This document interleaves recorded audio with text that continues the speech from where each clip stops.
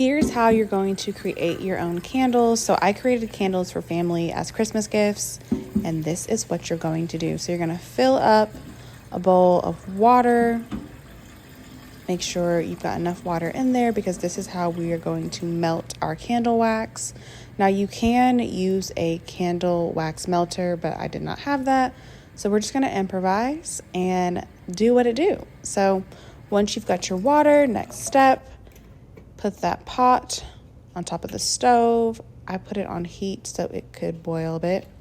Then next, I went ahead and used my candle cup holders and added in the wick stands.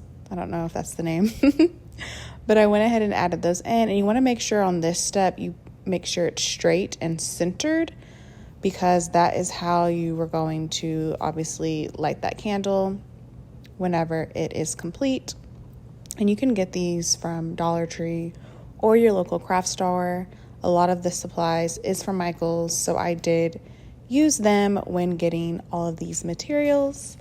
And so once you've got all of your candle wicks arranged within your candle holder, you can then move on to getting your candle wax beads and then just kind of pouring those into your second pot, which you'll see me here putting that together. I had two different types of candle wax melts that I use. So this is like a yellow soy candle, and then the next one that I used was white.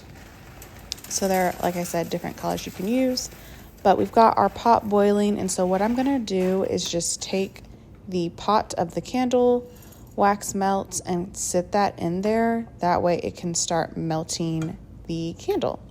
And again, if you had a candle wax melt holder, you could just kind of stick that in there and follow that process, but I did not. So we're just going to use this DIY method.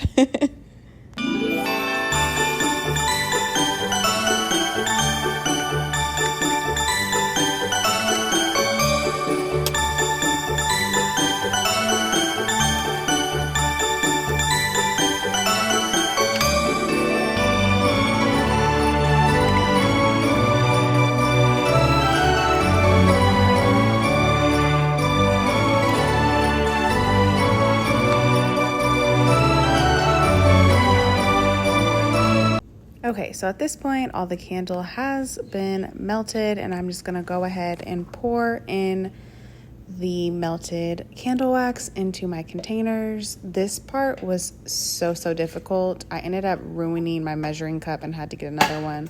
So I do recommend using a measuring cup that you don't care about having to throw away afterwards, because that candle wax melts super quick. You can kind of see the remnants hardened around my measuring cup. But once you've got that in, I added the little cookie scent, which you guys kind of see to the left. That was the scent for all of these candles. So we had cookie scented candles for everyone, and I'm just kind of continuing the process. I had 5 of these in total. So again, this first set of candles, I used the yellow candle wax, and then the next bit of candles, I ended up using a white soy candle wax, and just kind of followed that same process, keeping the water at a boiling temperature and melting down that wax and stirring it using a fork.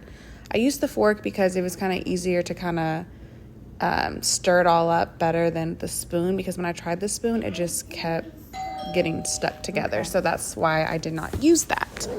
Again, this is the natural soy wax that I used for the candles. I really liked this candle material. I think it's very clean, and I love how they turned out. So this is me just letting the candles dry. And then I added in the cookie scent one more time, and then this is the finished product. And then I just added them to cute Christmas gift bags with custom name tags. And again, that cookie smell smelled so good. Like, I highly recommend it, and it fit the theme of Christmas. And this is the final product, and we're gonna give them to everyone. Happy holidays.